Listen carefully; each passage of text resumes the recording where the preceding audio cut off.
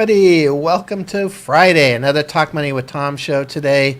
Really excited to have you. We've got our new digital studio, which you've seen before, but it's just really fantastic. Super excited about this. Of course, the premise is still the same. It's a question and answer show. We're trying to be able to help people have a more successful retirement. And so you can send in your questions. You can send them to AskTom at talkmoneywithtom.com. You see that right here on the screen. You can put them into the chat. You can send the questions at any time. We cover questions that come up frequently within our strategy sessions with the clients. Again, we're trying to give you some information that might help you have a more successful retirement. One of the things we believe is that the more you know, the better it'll go here. So we have over 800 videos now on this Talk Money with Tom channel. You can subscribe. And so when you hit that subscribe button, hit the little bell right next to it, you'll get notified whenever we put new content on there. We put out content on a very regular basis, so you'll probably be happy with that. Also, if you'd like, you can just book an appointment with us too.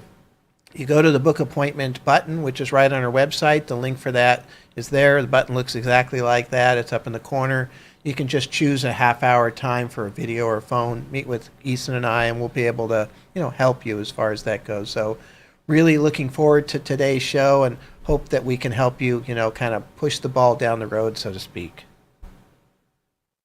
I do like to start with my weekly summary of just kind of what I saw happening in the market this week. And of course, we're just in this incredible time frame. There's more cross currents going on than I've really seen in my entire career. So great time to be looking to learn what's happening and to watch and such too. And so if you look at kind of the stock market, here's the S&P 500 year to date. If you look at that fairly closely, really we're kind of going sideways. If you take out that kind of first big drop at the beginning of the year, we've been going kind of up and down in a range. The highest point to the lowest point there is 14.6% down. And this last week, we kind of went back down and challenged those lows that we hit back in March. And so that's, not unusual in this scenario. And it's because we have these kind of battling forces. Some of the things that are happening are really good. Some of the things that are happening are not. And so you've got people, buying, got other people selling, and of course that creates this sideways motion. So what I'd like to do is just kind of cover some of these major forces really quickly. All of them had a play this week, that's for sure, and just kind of see what was going on with those, kind of what's good about them and what's bad about them, at least from a financial standpoint. So, first is really the China lockdowns. So they have a zero COVID policy, and so they're locking down large portions of China. 180 million people supposedly are under lockdown right now. And so this causes problems in the sense of the supply chain, because China is essentially the world supply chain. And so if they aren't making some of these products, the demand is still there, to buy them, and they can't get them to the market because of what's happening here in China. And we've got companies that are giving forward guidance that's softer than what was expected because they're not able to get the things out of China, or not expecting in the next quarter to get those out of China. It also exaggerates inflation, because if the demand stays the same and the supply is still lower, then people are going to end up paying more for those things. But on the positive side, interestingly enough, we've seen energy prices come down, even material prices come down here in the short term because of these lockdowns.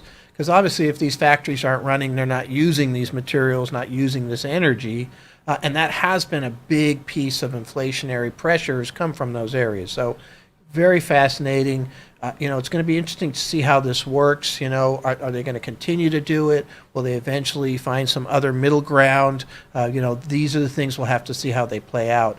And altogether, when we look at these major forces, we don't need all of them to get better for the market to start to move. Maybe even just one of them to get better, and the market could start to go forward. So a lot of these negative pieces are already factored into the price, and so if any of them turn slightly positive, we could see some movement upward. Kind of the next big thing that's obviously having an impact is Ukraine. And so, this is a humanitarian disaster, really. Talking about it financial is sometimes makes me a little bit uncomfortable, to be honest. But from a financial standpoint, we have a situation where really energy is one of the big pieces here, where, Russia is providing so much energy, especially to Europe. And so does that get cut off? Does Europe, end up trying to go someplace else? When they do that, they're looking for other sources of energy or other places to get it. That market's already pretty tight, can drive up price. We certainly saw that. Although we have seen, again, energy come down.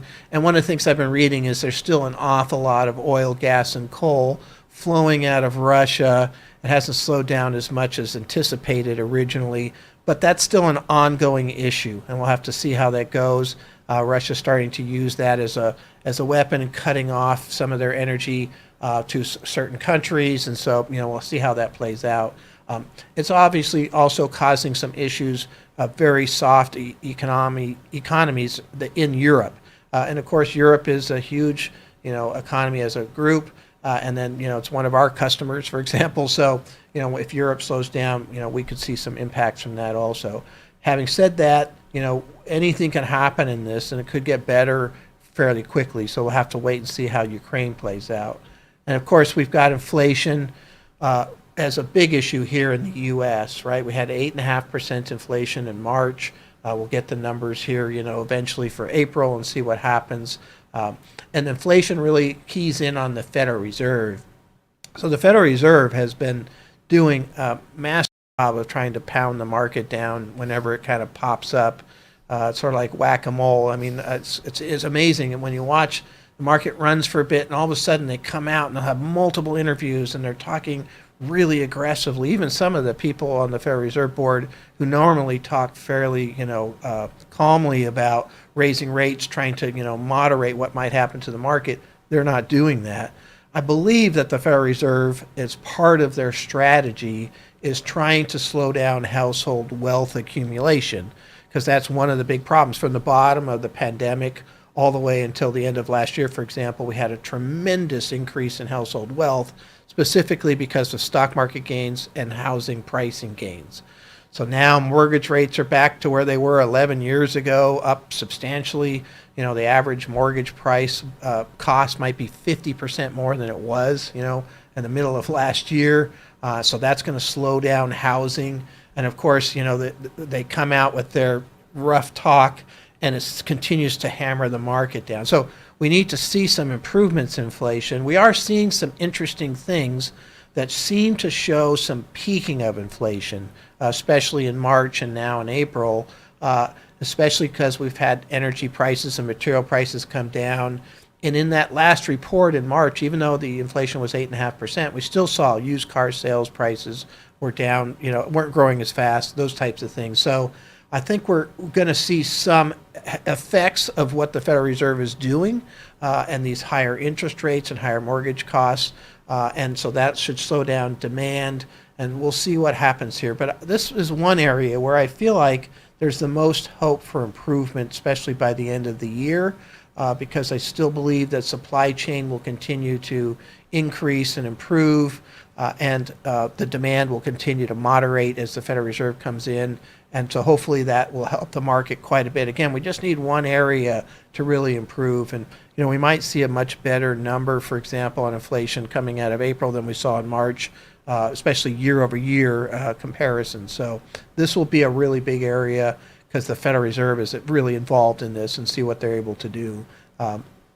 And so then, of course, everything goes back to earnings. Everything we talk about, inflation, China, Ukraine, you name it, energy, materials, all of it, it all comes back to earnings and how it's going to impact earnings. So we're in the middle of earnings season right now. We had a phenomenal run up yesterday based on some great earnings from Facebook and Microsoft and what have you.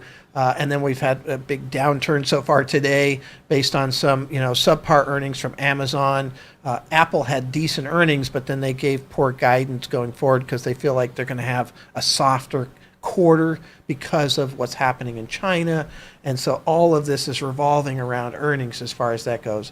I think this is another bright spot altogether. Because as the market goes sideways, if earnings continue to grow, which is they have altogether, the ratio of price to earnings continues to get more favorable. And we're seeing stocks that were at 90 times earnings now at 40 times earnings. We're seeing stocks that were at 40 times that are now at 20 times. And so we're seeing much better price multiples, and that kind of creates that floor and where we can see some gains coming out just on a pure fundamental basis, because as earnings continue to grow. And obviously, this will be the big area. Are earnings going to be impacted by all these other factors? Do these other factors cause a recession, which can make earnings drop? Those types of things. So altogether, we're doing okay. Honestly, this is sort of a normal scenario. A 14.6% drop is actually the average yearly drop when you look at these things. And so it's not too unusual. It's not fun to watch or what have you. I do think we're in for a bit more of the churning motion that we're seeing right now because we don't have resolution for some of these big things. But I do think by the second half of this year, we'll start to see resolution, at least some of them. So that's what's happening so far. Very interesting time frames. I do think this is a great time to focus on high quality companies. I'll put a shout out here to Microsoft. It's we bought Microsoft in our model on the 24th of January. I'm really happy with that purchase. But of all the companies I can think of, Microsoft is one company that's probably the best positioned to be able to handle this. They have fantastic cash flow, great cash positions, great market penetration, huge name recognition. They're able to control their pricing quite well because they have essentially some monopolies in some of these areas, and so that's inflation doesn't have as big an impact. They also have an awful lot of things that they deliver that do not require, say, manufacture in China or supply chain issues out of the Russia-Ukraine European area.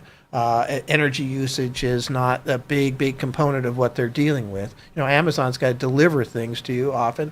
Energy is a problem for them. For example, that's not so much true for Microsoft. So very interesting company, had good report and a big run yesterday, coming down some today. But I think if you pick and choose and you look very carefully at where you want to put your money, that's important. Other than that, you really want to be careful about getting too narrow because, again, what I just mentioned, energy's great, then energy's not great, materials great, it's not great. Apple's doing fantastic, and then it has one soft thing because of China. You want to have this broad spectrum spread, and that we have most of our portfolio in that because you never know where this money's going to be going in this environment. There's more cross currents than I've ever seen in my career.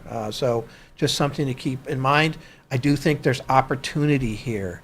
This is a great time to rebalance. We rebalanced yesterday just before that big run up, and that was kind of fun. And I think, you just continue to look for those opportunities to accumulate. Eventually, some of these things dissipate and the market comes back. So, and you'll make some money on some of those accumulations that you made at these lower points. So look forward to seeing what's going to happen next week, and we'll definitely be talking to you then. Thank you. All right, Eason.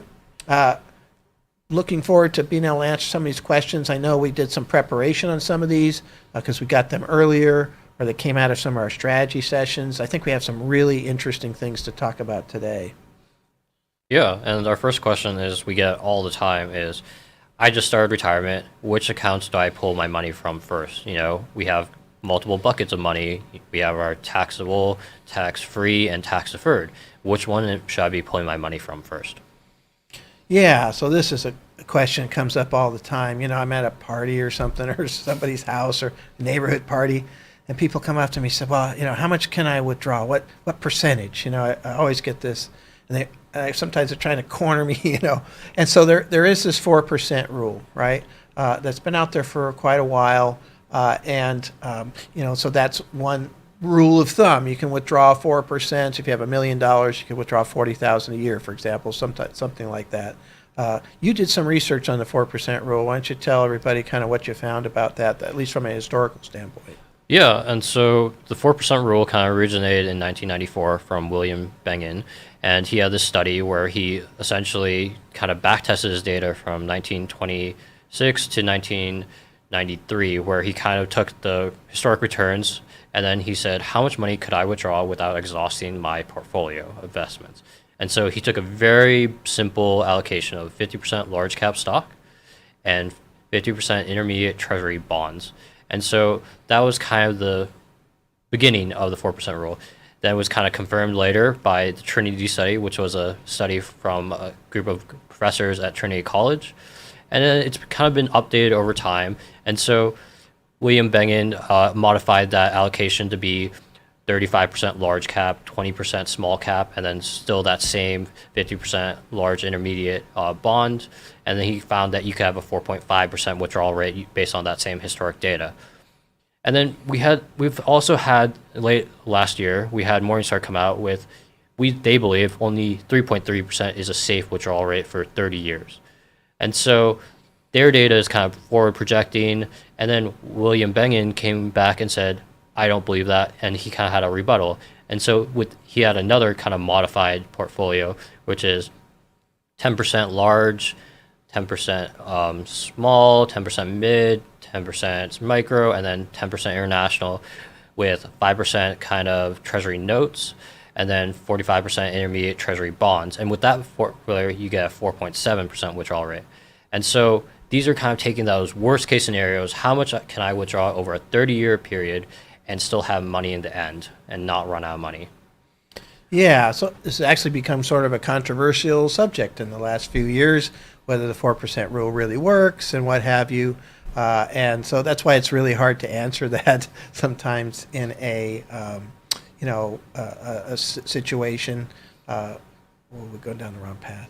So anyway, so that aspect of it is kind of fascinating, as to what you can really do in terms of withdrawal, as far as that goes. So I think really what we need to look at is sort of a better way to try to figure that out, right? Where we're looking at the scenario.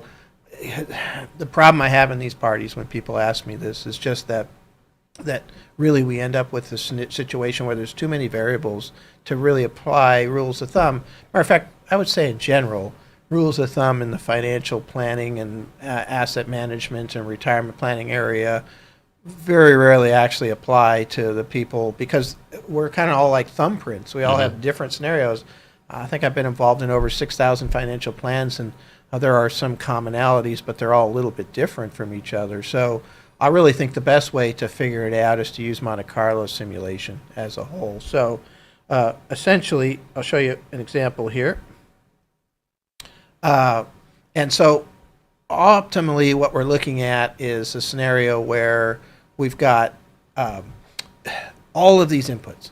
How much Social Security do you have? How much pension do you have? How much does that pension grow? Do you have rental incomes? How much do those grow? Do you have how much in assets you have? How are those assets allocated? Because you can tell from that study that really the allocation, was different. It made for different withdrawal rates. What is your overall mixture? How much is in tax deferred versus taxable versus tax free? You name it. There's so many pieces. And what you're trying to do then is figure out, well, how much can I take out under that scenario?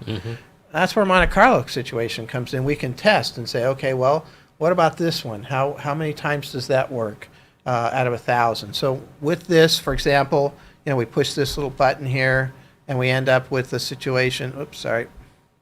Go backwards. There we go. We push this button here, and we've got, this 1,000 runs through somebody's plan, and we're going to try to figure out, what, amount they can withdraw from the asset base as far as that goes. So really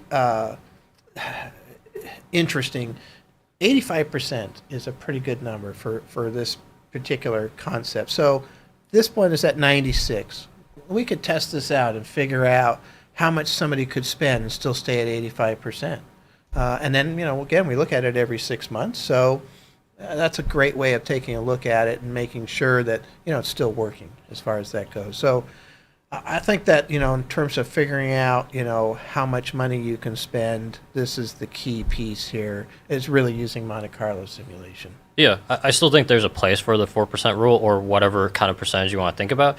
It's kind of the idea is I want a kind of a rough estimate of a figure that I want in the future. Say I'm in my 40s, I want to have kind of a, I want to start saving. How much should I be saving for my retirement at 65? And so it kind of gives you this rough way to estimate, and that's where this is kind of good. But the 4% rule when you get retirement could be very bad in a sense that is my retirement always going to be 30 years? And that's where this kind of study are fixated on 30 years. So it's like that 65 to 95 range. Yep. But if I retire at 55 and go to 95, that's 40 years. Does that 4% rule still work? Yep. Probably not. Yep. And also, you have to think about, is 4%, am I leaving money on the table? Am I taking out too little where I could be living a better way of life? Because the 4% rule is based on that worst case scenario. It's not based on like the middle ground or that best case scenario. So maybe I should be taking a little bit more money and I'm leaving money on that table. Yeah, that's exactly right. So I think that early retirement thing is something we've been dealing with more and more. A lot of people are interested in that. If you apply a 4% rule to something, again, that was designed for 30 years. If you're planning on retiring at 45, what are you going to do after age 75? Theoretically, if it, brings your money down enough, that could be a problem. So again, the full financial planning concept using Monte Carlo simulation is a good way to do that. So altogether, kind of interesting. So we'll see how that plays out. But I actually answered a question here in an indirect manner. We were actually trying to figure out where to withdraw the money, and we ended up talking about, how much to withdraw. But still very fascinating piece altogether. It is part of the overall withdrawal strategy. But let's go back to the original question here, too, which I think is really interesting. And that is just simply, what is the, situation in terms of where you get the money from? Because this comes up all the time, right? And so we've got these people, they're, trying to figure out, okay, I'm now retired. Not everybody needs money, right? So I have clients that just have enough pension, for example, or rental income, and really don't need to withdraw anything. But most people need to withdraw something. And so then they've got to figure out, okay, well, where do I get it from? I've got these assets. I got retirement plans, 401ks, IRAs, and I've got this, brokerage, taxable account set up in my trust. Maybe I have some Roth assets, right? But where do I start? Which one do I withdraw from first, second, and third? And, what are the ramifications? And actually, the ramifications are pretty dramatic. And this is something a lot of people don't really think about enough, in my opinion. So I got an example here that we can kind of use to show kind of how this particular withdrawal strategy would fit in. So, again, how much you take is another calculation altogether. Monte Carlo simulation is the way to do it. Where you take it, again, it's the same type of thing. You want to have all of your variables in there and figure out what's the optimal strategy for you. Okay, so if I share this, you'll basically see a big blob of orange there. That's the theoretically the amount of money somebody's taking out of their, tax deferred, 401k, IRAs, those type of things. The green is their Social Security, and the blue is how much they're taking out of their brokerage account or taxable account, their trust account, those types of things. And so really this particular piece of it is done what's called pro-rata, right? So we're just doing this for an example, a baseline. And so pro-rata would be, if I needed $10,000 to withdraw, to live off of, and I had 10% in one area, account or taxable account, tax deferred, I'm going to take the money from 10% from there. Another 20% over here, I'm going to take 20% from there, and I'm just going to take a pro rata amount from each one of those to make up that $10,000. This is not the optimal strategy, but it is the baseline. You can see that the proposed strategy says $0 more there. Okay, so what we're going to do is show some different strategies and see how much it impacts that person's net worth.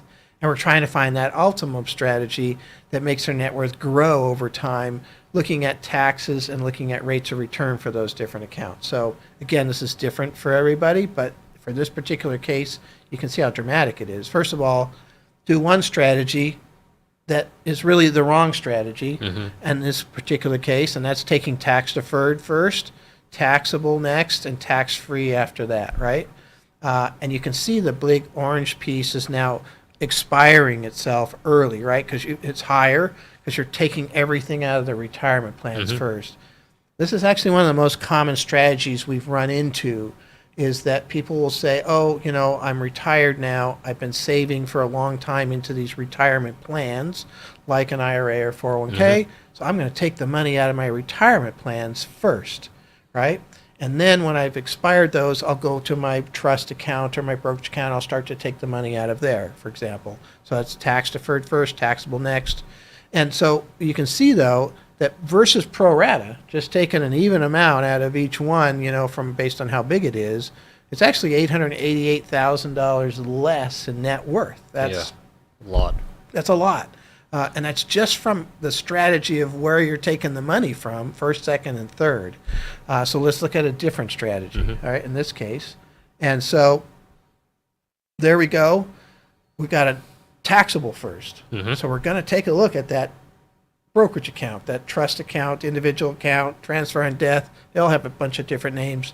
But basically, it's a taxable account. Just means that when you make moves in it, you pay taxes on those moves potentially, right? If there's a dividend or interest paid that ends up in your tax return that year. And tax deferred, of course, would be those IRAs and 401ks. So if we start with the taxable, kind of run it down, and then go to the tax deferred, after that, it's 1.3 million more. Yeah, that's a $2 million swing if you're going from the worst strategy to the best strategy. Yeah. So think about that. That's $2 million more. And all you've done is identify the optimal sequence of withdrawals, where to take it from first, second, and third, and that optimal strategy for that, right? And so that's incredible to me. Yeah, and you can also remember that you're not market dependent doing this. You're just being smart and tax planning properly. You're thinking about your taxes and where is the most tax efficient way to take your thing long term. Yep. And so if the market has an 8% return every year, it doesn't matter. It doesn't affect you. Yeah, exactly it. Because that's one of the things that happens for us all the time. People ask us questions, and it's hard to answer because of the market. We don't know where it's going. Nobody knows where it's going for sure. Long term, I feel good about it, but it's hard to tell. And so to have a strategy that doesn't rely upon that is really critical. And that is one of the things I like about tax planning strategy. Taxes do change, the rules do change, but a lot slower than the market does. Yeah. The market changes every day, minute by minute. Tax laws change a lot slower. So you can make plans with the tax laws that are in place and then make adjustments as those change. And so again, this is one of the situations that you'd want to kind of check on a regular basis. Where should I be taking my money from first, second, and third? What is the optimal strategy? In this particular case, take it from taxable first and wait for the tax deferred. And you can see that orange part jumps up at 72 because that's when you have to take money out of the tax deferred. There's a required minimum distribution. And so, you're living off of those taxable assets prior to that. The overall taxes are fairly reasonable at that point, and then obviously that orange part continues to grow because the required minimum distribution grows as far as that goes. So it still ends up in a better situation. Yeah, altogether. and that RMD age may change in a couple of years. Yeah. We don't know where it's going to be. Yep. There's the Secure Act 2.0 is kind of been passed the House, and the Senate is also working on some similar bills. And both of them have pushing out that RMD age to, another 75 is what they have right now, but we don't know where it's going to end up. But just pushing that back and back means your money grows tax deferred for a little bit longer. Yeah, it would make this even more powerful because you don't have to start at 72. We'll see how that goes as far as that goes. And we'll let you know, actually, we'll talk about that act. We've looked at it a few times. There's just too many moving pieces right now, within the Senate and trying to reconcile what the House passed. But it's a very fascinating bill altogether. It looks really interesting. I do think they'll get something done. They did pass the House part, 415 to 5. So there's some bipartisan support for these types of things. So really, really good. So anyway, that's what's happening here. And good subject. What's the next question? So we have a question that's kind of like a tax question is, what is a qualified charitable distribution? We have this at the end of the year usually, but, since tax season just ended, it's kind of good to be a little bit more thoughtful with your taxes. Yeah. Qualified charitable distributions. In our business, we call that a QCD. All right. So if you hear that, that's what that acronym means. And this is by far, I think, the best way to give money to a charity. But there are some criteria for you to qualify for that. You can use money out of your retirement plans, your 401ks, your IRAs, even beneficiary IRAs, those types of things. And you can gift that to charities and not have to pay taxes on that gift, with one major criteria is that it has to be after you reach the age of required minimum distribution, which right now is 72. So if you're 72 or older and you have to take money out of your plans, you can gift some of that money through this qualified charitable distribution to a charity. And so, for example, let's say that you're over age 72 and your required distribution, it's called an RMD in our business, is $10,000. Okay? Let's say that I normally give $7,000 to the Second Harvest Food Bank. That's one of my favorite charities.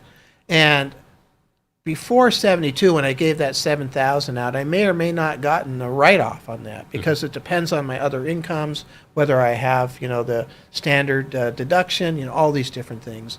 But once I turn 72 and I have to take this $10,000 out, I can now give that $7,000 directly to the Second Harvest Food Bank or any charity, and I don't have to include that on my tax return. It just completely disappears. The only thing that ends up on my tax return is that other $3,000. But there are a couple criteria there. Number one is you can't receive the money from the required minimum distribution into your bank account and then pay it, because that's just like a normal charitable contribution. You'll still be under the old rules. The money has to go directly to the charity from your IRA or 401k or what have you. So there's two ways of doing that. Number one, at least within our firm, you fill out some forms and we send it to them. The custodian, in our case TD Ameritrade, sends it to them and the charity gets it that way. Or, and this is my preferred method, you get a checkbook on your IRA and you write out that check to Second Harvest Food Bank in this case for $7,000 and send it to them. I like the checkbook too because sometimes you get things that you'll see in the mail and say, I'd like to give $250 to that. You just write out the check. You don't have to fill out forms. It's super simple. But in order for it to count as part of your required minimum distribution for the year, the charity has to cash that check in this year.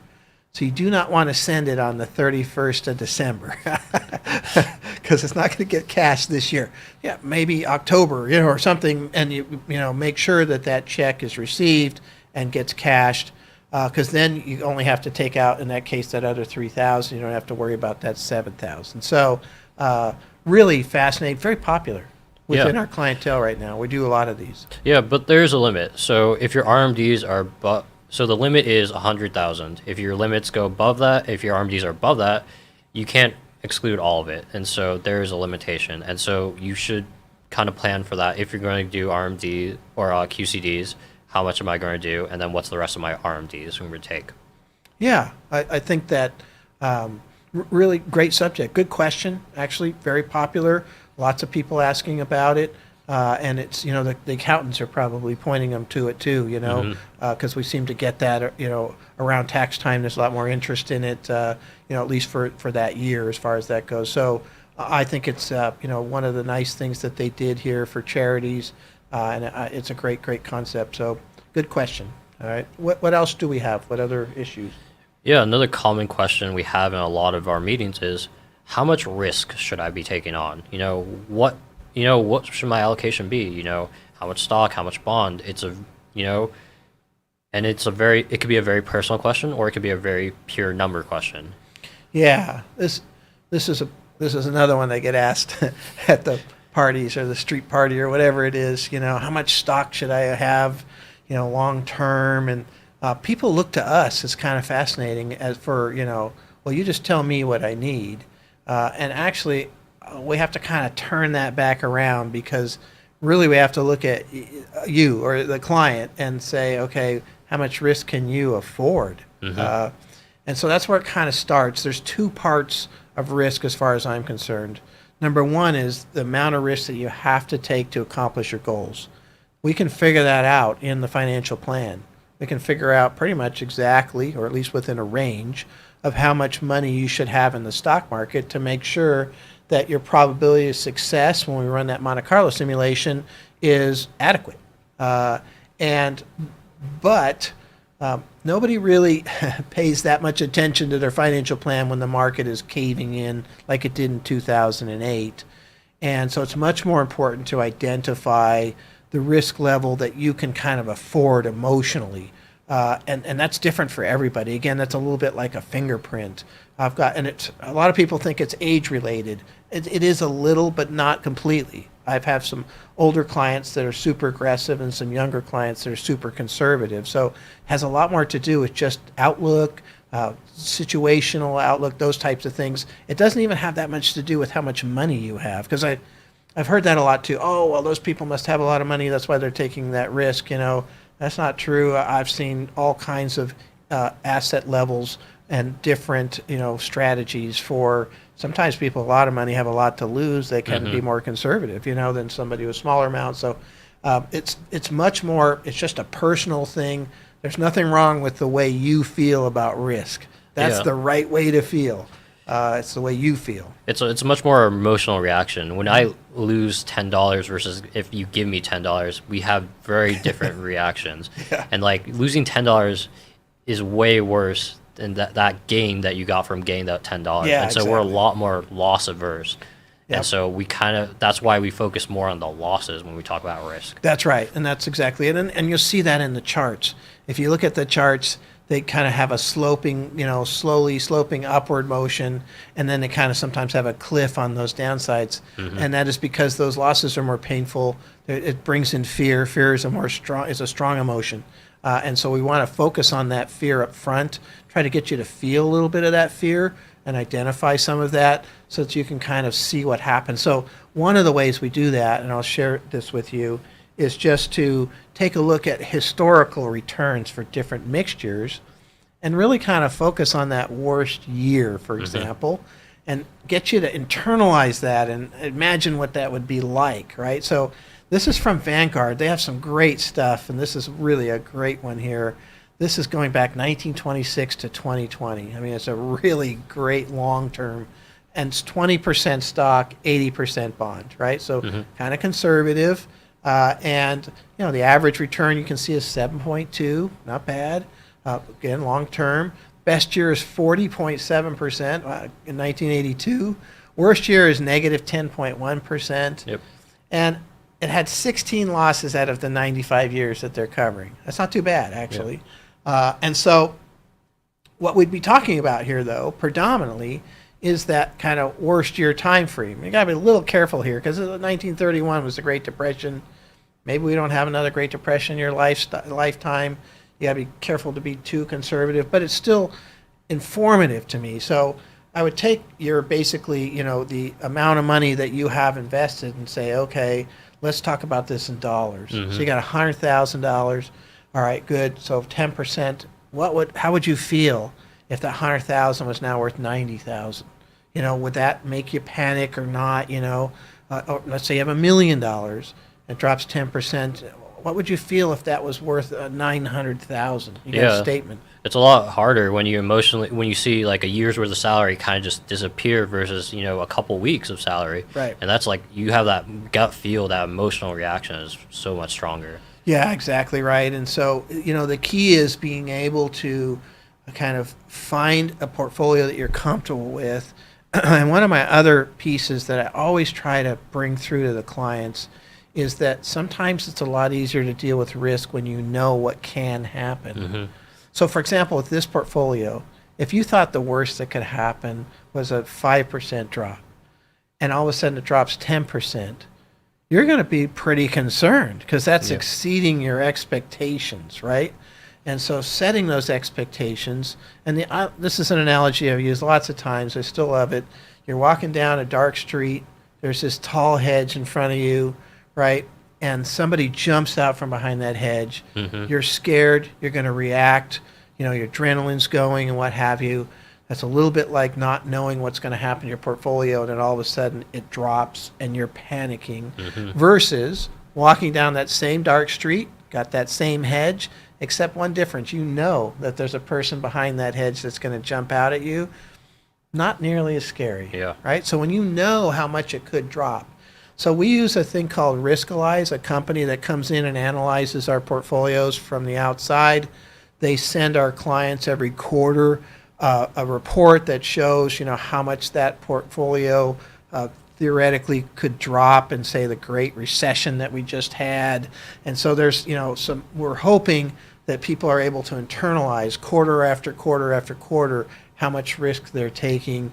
And again, that's just pointing out the guy behind the hedge over and over again, so that when it does happen, so this year the S&P 500 is down from its highest to its lowest point, 14.6%, which is kind of a normal downturn, but hopefully it helps. Say, okay, well, this is what happens. If I want that 7.2% average return, I got to go through these downturns, right? And so just to give you some examples here, so here's a 40% portfolio, right? Higher return average, 8.2. I know it doesn't seem like much, 1%, but it's amazing what 1% does over a long period of time. It can really grow. It can. And so this has the worst year, again, 1931, bad year, obviously, down 18.4%, okay? So what's that mean? What's the dollar amount to you? How does that work for you? How does that feel, for you as far as that goes? 60%, which is our most common portfolio. Again, 26.6% downturn. How does that feel? Most of the times it's up, 22 times down out of 95, so that's good. That helps. But again, higher rate of return, 9.1 here. And then, of course, 80%. Now you get into a negative 35% downturn. And then, of course, the big one, 100% stock, right? Negative 43. Again, 1931. Yep. Horrid year for the stock market, but you're starting to see though, having more stock, you have more years with a loss, and so you can kind of see there's more volatility, and so you get in exchange for that volatility and risk that you take on, you get a little bit more return, but you have to be able to stomach that risk. And some ways to stomach that risk is, do I have enough cash? Do I have a strong financial plan that I can stick to? And you have to also remember, like, you gotta sometimes take a breath and not let your emotional side get to it, and kind of take a little step back, because you're in the long haul. Yeah. You don't need, sometimes if you're at 45 and it's your retirement portfolio and you don't need a 65, should I be really freaking out that I lost a lot of money here, but I can't access that money? I don't need this money now. Yeah, that's right. So how long until you need the money factors in. You're right, though. Some people kind of talk themselves into a frenzy when they look at the reality. Sometimes that helps, right? The other thing we talked about that really helps is the structure of your overall portfolio. How much incomes do you have coming in that aren't affected by the stock market? And then really, how much money do you have set aside? If you're going to be in the 60% portfolio and it's going to drop 26%, theoretically in 1931, it'd be awful nice to have a fair amount of money sitting there in money markets and short-term bonds and different vehicles that are very safe, so that you could live off of that for a while and let your portfolio recover and come back. Sure, in my opinion, that would help me tremendously to kind of deal with those downturns, is to have that structure. It's when you're really pushing the envelope and everything's out there and you're needing every ounce of return, and then it disappears. That's when things can get really kind of scary. But having that luxurious setup throughout your retirement, I think, is important. And to me, having good emergency monies established allows people to maybe take a little bit more risk than they would have. So maybe they're in the 60% portfolio instead of 40, which creates a higher rate of return by having that money sitting in accounts that aren't doing that well. Yeah. And I get that a lot. Oh, I'm not making any money on the bank. I'm not making. It's not important, because that bank money is there to help you have more calmness about those stock market returns, which can be volatile. So really fascinating subject as a whole. I really find that interesting. And so in a nutshell here, essentially, how much risk you could take has to do with what you need to take, but more importantly, what risk you can afford to take. And we have found that really kind of identifying historical downturns, putting that into dollar amounts for the clients, and being able to take a look at that and say, hey, here's what you would lose theoretically in these different situations. How comfortable are you with that? And we just kind of find that middle ground that works. But it's an ongoing thing, right? Because, somebody who has a great job, lots of cash flow, all of a sudden doesn't have a job, that can change their feeling of risk, right? And so maybe you adjust a portfolio for that, or different situations that might happen in retirement. There are scenarios that happen that make people shift their risk because of what just kind of a shock to the financial system, so to speak. So there are some things that happen. So it's not a constant. It does change, but it is important. We feel like this is a super important area. If you're in the wrong portfolio, right? If you're in a more aggressive portfolio than you can handle, you're going to lose money. Yeah. I mean, that's what's going to happen, because eventually the market's going to fall and it's going to exceed your tolerance. And that's when you're going to panic and you're going to sell at that low point. And you shouldn't have been in that in the first place, is what happens in hindsight. So trying to figure out what that is. And it doesn't help us as advisors either to have you in the wrong place. You know, I don't really care if you're 20% or 100%. I don't care. I want to make sure you're comfortable with that as far as that goes. And then once we get that identified, then we can go back to the plan and see if it's going to work. If it isn't going to work, then let's make some adjustments. Let's focus on that personal risk tolerance, and let's make sure that we've got a plan that can work with that personal risk tolerance, and then things become sort of in harmony as far as that goes. So, good, excellent day. Really appreciate everybody coming today. Super show, great information here on the different types of withdrawal strategies and rates, and what to do with charitable contributions and all of these different things for risk. So really fun today. I enjoyed this, and look forward